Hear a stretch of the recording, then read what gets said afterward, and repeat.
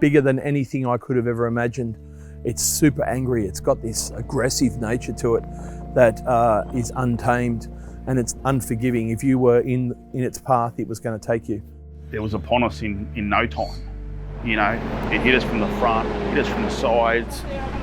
It was like it just went through us. The wind was howling.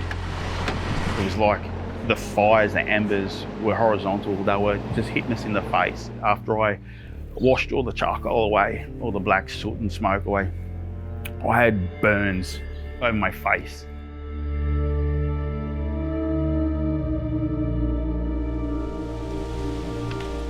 You know what? When the fires were still coming at us, I really still didn't believe.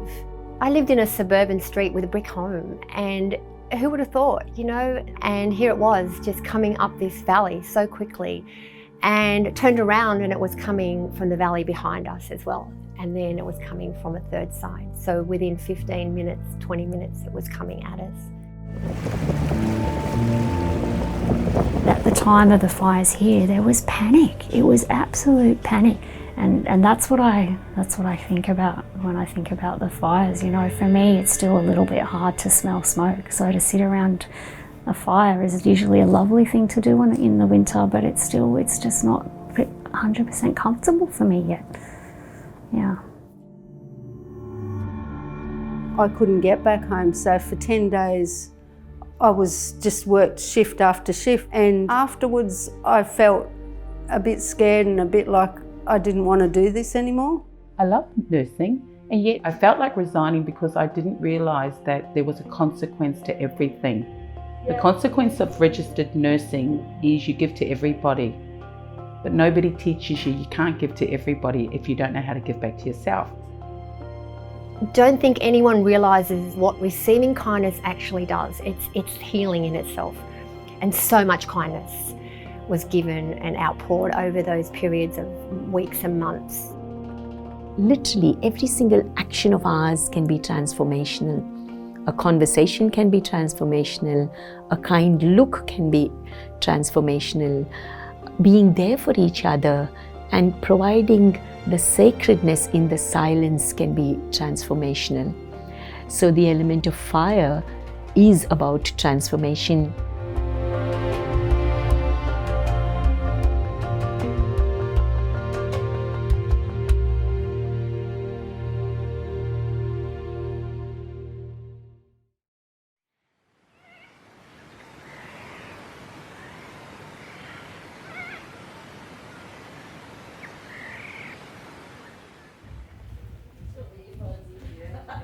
Okay. Hello. Hello, how are you? Good. Do you want to sit down? I'll let you speak.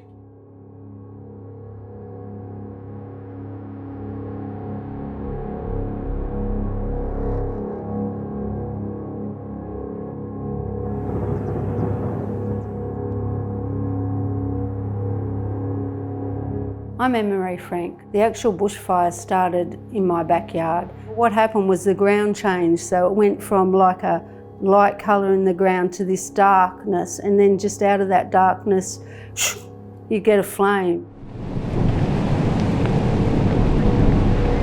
The first time I really felt in danger, I was driving back from work. It was probably about 10 o'clock at night. We have no mobile coverage on the way in certain points. Suddenly I went round the corner and there was fire both sides of the road. And I thought, hell, what do I do? I'm going to go into no mobile coverage. So then I rang work and I said, guys, if I don't get home and you don't get a call from me, know that there's something happened because I'm just not sure if I'm going to get home.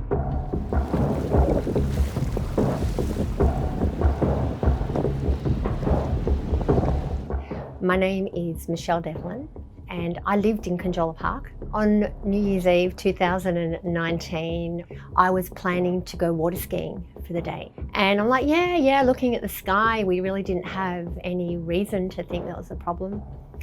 And so packed my bag to go water skiing and left my 2 Labradors at home.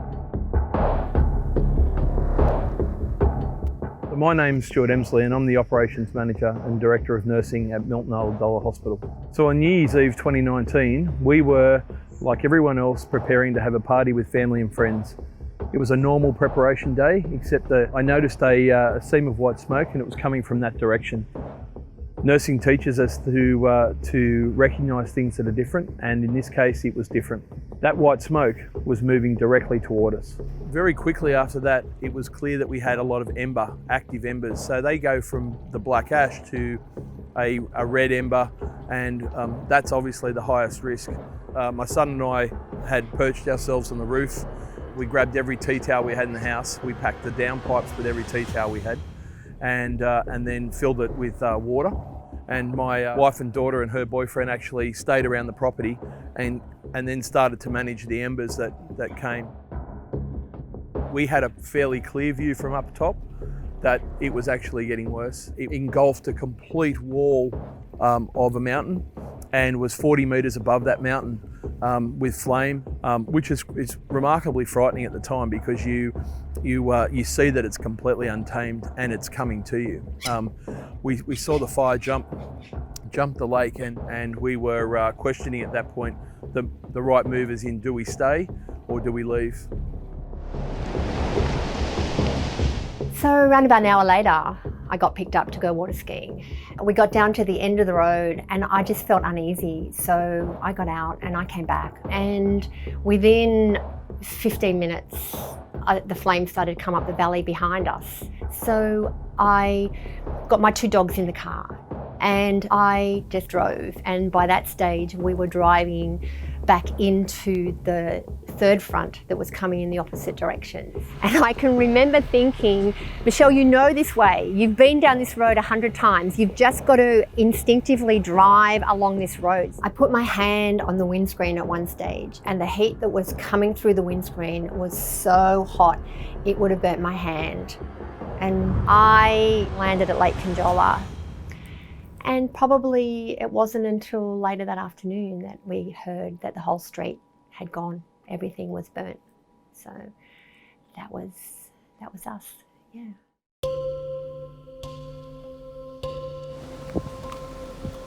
Everything's gone. Hard.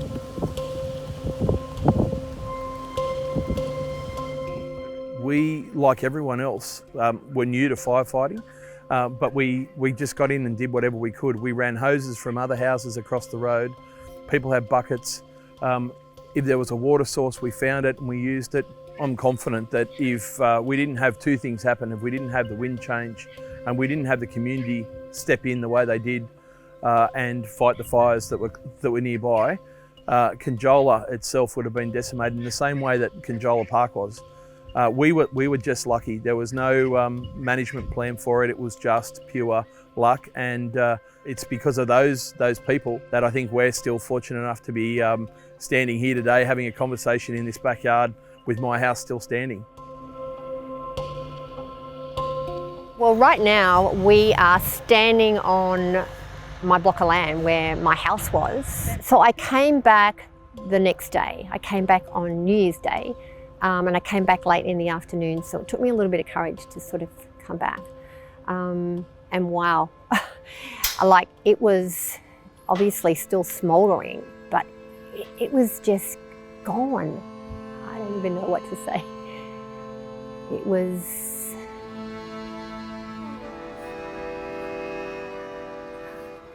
heartbreaking. I feel like I know it's really cliche, but I just feel like my whole world was sort of here. I came out of a marriage, I'm divorced, and I left Sydney to move down here, and I only took with me the really most precious things that I had. The things that I loved were the things that I brought with me. And so every single piece that I had in that house was special to me. I don't want to say that I was materialistic, but I think that you connect, your soul connects into a lot of the things that you have and you have around you. And I think that, yeah, I feel like I've lost part of me.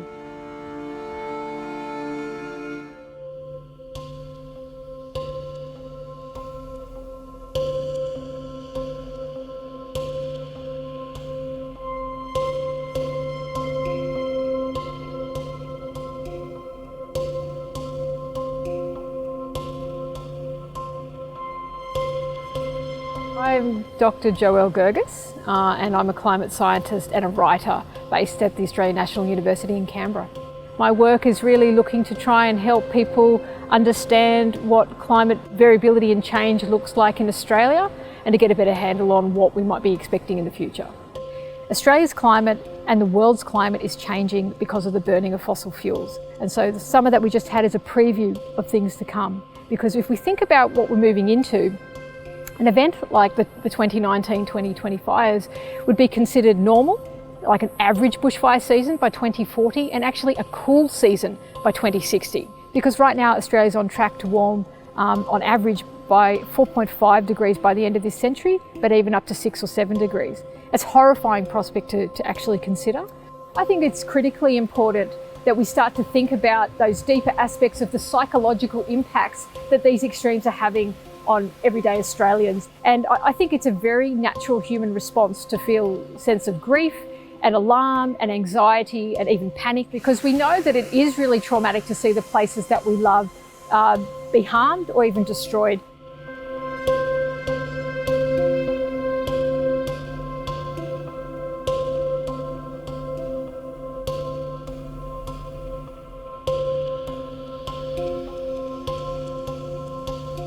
My name's Shannon Barley.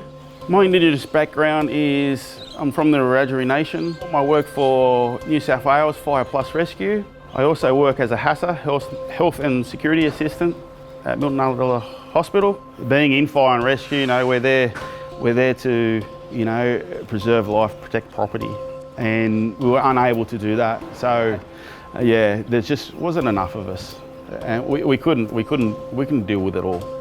Not being able to succeed in a task, I take it personally. I really do. I'm hard on myself. We're there to do a job. I fail. I don't feel well. I don't feel well at all. Over the next months, there was a huge grief. I returned to work about a week later, thinking it would be a really good thing. If I keep busy and I come back to work, and it will take my mind off things, and that will make it really easier. But I feel like I was moving in slow motion. I remember thinking, I can't remember anything, and people would talk to me and I can't remember what they're saying. It's a feeling that you feel a little bit powerless because you can't control anything and you don't know what you're going to expect. And look, it was nothing like I'd ever experienced. There was a guy that came in and he'd burned all his hands, and he became obsessed with trying to fix the lights on his cars, that the plastic had melted all around. And he said it was funny, I lost my house, I lost everything, but I was driving around to Nowra and Bateman's Bay just to get this thing fixed, so he felt like he had some control. I think that's what's scary, trying to get back to normal, but it's not as easy as you think. My name is Melanie Lavington. I'm a registered nurse. I was actually one of the in charge of hospital at the time of our bushfires. I came in with a plan. My plan was to keep everybody as calm as possible. But internally, I was frightened myself, really frightened. Frightened because of the unknown. And you've got to understand too, I'm just a 4-year out nurse. I'm fairly new, so a lot of responsibility. You know the old terminology, fake it till you make it? Well, that was me. I put on the confident exterior, but internally I was really, really, really shaken by what I was hearing. And I knew I was exhausted, and I knew I couldn't be present for my family. So I'm a mother of 10 children. I have 9 daughters and 1 boy. And so that took its toll, started to show, you know, you're short with your family because they love you, you can get away with it, you talk to them badly, you're cruel, your harsh tone. That was me. That was what I was doing. The cracks were showing and I knew it, but I couldn't stop it because I was so exhausted, so stressed, and I hadn't learned how to cope with that. But the loved ones were copying it, and they were copying it every day. So I was really considering resigning. I think the worst moment during the fires was I was given the responsibility to look after a palliative patient. I had a phone call from the family because they were unable to come in because the roads were blocked. They knew their loved one was about to, enter the stage of dying, the end of life carers. So I'm trying to have empathy on the phone because I could hear them crying. But then I had to reassure them and promise them that I'm going to be the nurse to sit with their loved one, to talk to their loved one, touch their face on their behalf. So I went into the room and I asked them all the quirkiest things. Tell me some things about him as quick as possible. So I could whisper those into his ear and make my presence known. So that's what I had to do. And I just did it.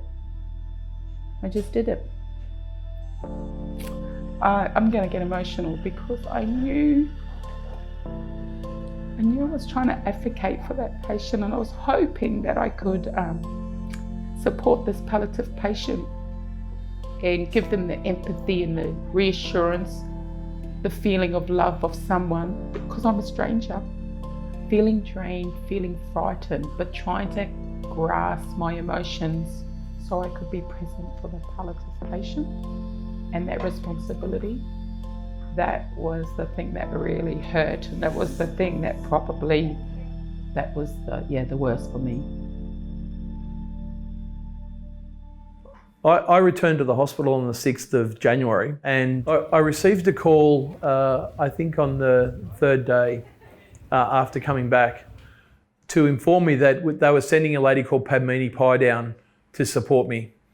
I'd had previous workings with Padmini, who I knew as a social worker. Social workers and nursing don't always see eye to eye. Social workers were often referred to as oxygen thieves, people that contributed very little, made our lives complicated, delayed process, and advocated in the direction that was contrary to the direction that the rest of the disciplines wanted to go in. The thought that the chief executive was sending me Padmini Pai was very difficult. So I remember sitting in my office thinking to myself, seriously, Margot, what do you want me to do with a social worker?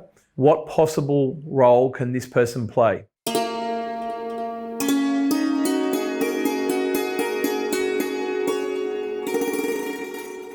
My name is Padmini Pai.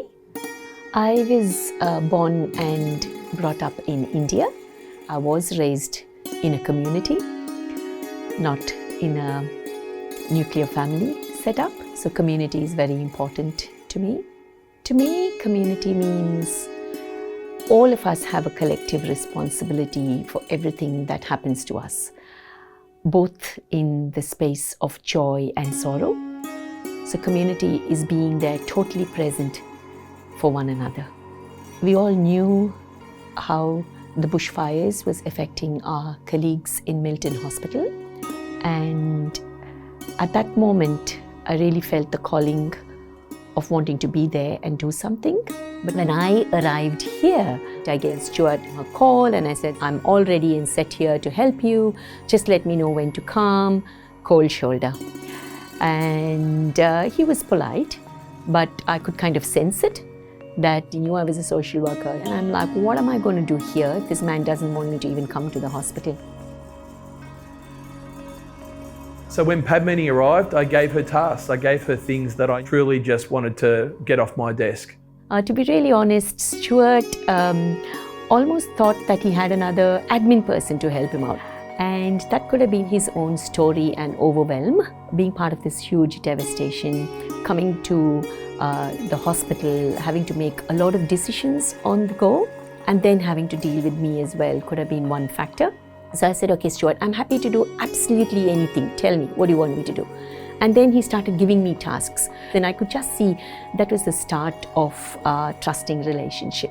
And it's then that I spoke to Stuart and said, can we have a group of staff having a chat with me, very informal chat with me? And he said, yeah, we can do that. And I thought about 4 or 5 staff would turn up, and we had 23 staff turn up to talk. And that's when it was a very humbling experience for me, that people were willing and engaging and trusting me because I'm an outsider. So we started talking to each other, asking staff, what do you actually want? And then these beautiful trusting stories were coming of overwhelm, of really wanting to take care of each other, but my story is too big. Simple examples like I'm even scared to ask how are you in the morning because I can't take it if somebody says how they are, because my story is even bigger than that. So what we did was we just started taking notes on what people wanted, and I used to take it back home, and then one day when I had rich information, I think I had about 84 suggestions from memory, and then quickly themed it into 5 categories, and that was the birth of the SEED program.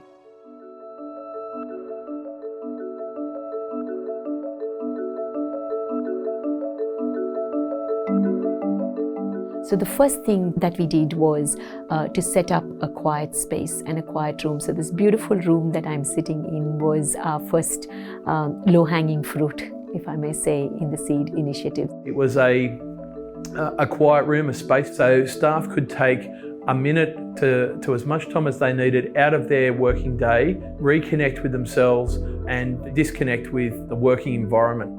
The openness that Stuart had to say, okay, let me give it a go. If it's going to benefit someone more than me, this may not be me, but let me give it a go. And then sneakily, I used to see Stuart sitting in the quiet room himself when he wanted thinking space.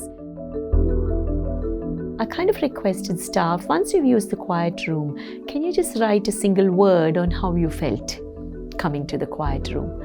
And every morning, it was like my secret journey to see how many people used the quiet room. So on day 1, day 2, day 3, I had about 2 or 3 sticky notes behind me. And like you could see now, the tree is almost overflowing with comments. So that was the birth of the tree in the quiet room, which has become such a big art feature. The second thing was staff really sincerely wanted to take care of each other, but the story was too big. So we put everyone's name in a hat and we paired the staff, and that's how the Coffee Buddy system started. To do that, I developed a partnership with 3 coffee shops in the local town who co-sponsored the coffees, and that gave us an opportunity to give 2 staff time off site during work time to go and get a coffee on us. So each one take care of one single person. And if you see somebody else overwhelmed, just go to their buddy and let them know. The next thing we did was Wellness Wednesdays. So Wellness Wednesdays was a 1-hour program every Wednesday. So I ran the first 3 months of Wellness Wednesday. It's a timeout, it's safe. And it's a place where you take off your professional hat. So I'm not Michelle the pharmacist. You're not Sarah the nurse. You know, we come and you can just be you, right? And then the environment is created that there's an opportunity to share. And sometimes those small sessions have brought out depths of concern or pain or sadness individually that we would never have heard of had not it been the opportunity given in that space. So Wellness Wednesdays are a really good value. And you know what? They were so popular that when COVID came, we had to put a waiting list on it for people to come along. It was just an awesome problem. Yeah, it was great. The next thing we did was the Wellness Warriors, and I think that's one of our flagship programs. It was a program for 18 staff, and they were staff that were picked to help the broader group manage the challenges of being in the working environment, caring for people while suffering carers fatigue because they still had their own stories outside of the workplace.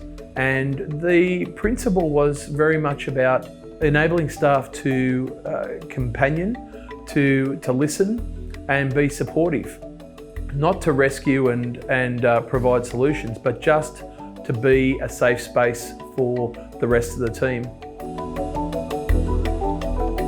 We all recognised that 2019 didn't end the way that we thought it would. No one got to experience New Year's Eve. No one recognised New Year's Eve had either come or gone at that point. So we decided that we would have a See You 2019 on the 29th of February. It was a way of us ending what was a difficult year and moving into 2020. Little did we know that we were going to be preparing ourselves for a COVID 2020, but importantly, we were able to, as a team and as a group of people, come together and celebrate. So these were all the 5 initiatives. I had to call it something. We had to name it something. And that's when one of the staff, I still remember vividly, she came up to me and said, even a computer can be called Apple. So why can't we call this program something fun? And I asked her, what do you want to call it? And she said, maybe a seed. And then we said, yeah, that's beautiful, bushfire, seed. And so that's how our seed program was born. My name is Ruth Everingham and I love talking about seed. Seed has been an absolute turning point for me in my career. So last year I was ready to resign. I was ready to leave health altogether. I didn't even think I could be a healthcare worker anymore. Things had got so bad for me. And then I kind of got roped into coming along to the Wellness Warrior training, and I got into the room and they started and I just went, oh my goodness. Hey! Finally, I'm in a space where I can truly be me, and that's okay to be me. I can be there for others, and it was just incredible. And in fact, I came out of those 2 days just thinking, I know why I didn't resign. I know I didn't, because now this is what I've got to do. This is what I've got to do for my career now. And so it's been incredible, the impact that SEED has had on our hospital here. Everyone comes to work wanting to do a good job, but it's a tough job we do as healthcare workers. It's busy, and so sometimes the relationships between staff can get a bit fraught. It's a busy environment, and I think what SEED has done is it's enabled people to get closer as human to human. And once you start becoming friends with your colleagues, when you start knowing a little bit more about them on a personal level, then you become much more invested in their well-being as well, and stronger together. And I can really notice that here in our hospital. You're not just another nurse on the hospital, or you're not just another allied health professional, you're part of my team now. So I want to look after you as much as I want to look after myself, and we'll do this together now. What we've gone through and what we've dealt with, it's brought us closer together. The people at the hospital, I feel like they can be my family. Yes. Being an Indigenous person, you have a big family. It's extended. Working at the hospital, they are my extended family. Simple as that.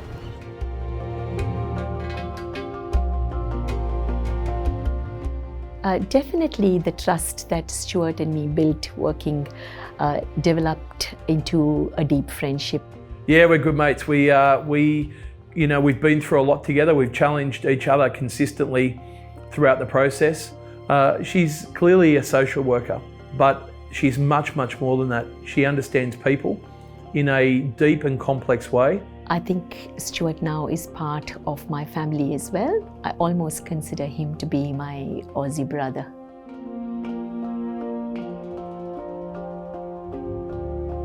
So I was requested to go to Milton for 2 weeks.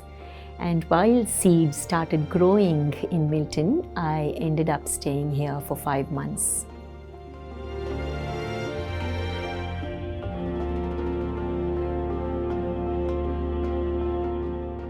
I still remember driving here on the 13th of January, and really to drive through those roads was a total hour and a half of just two colors, brown and black.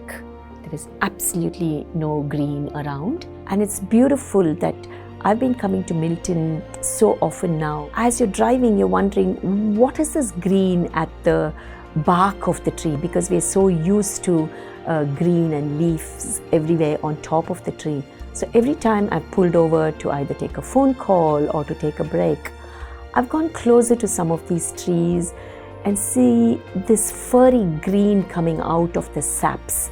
As the sap is developing, the tree is bursting with hope and green.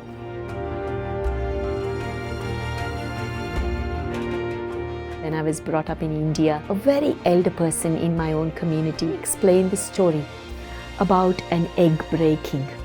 When an egg breaks from the outside, life stops. But if that same egg breaks from the inside, life happens.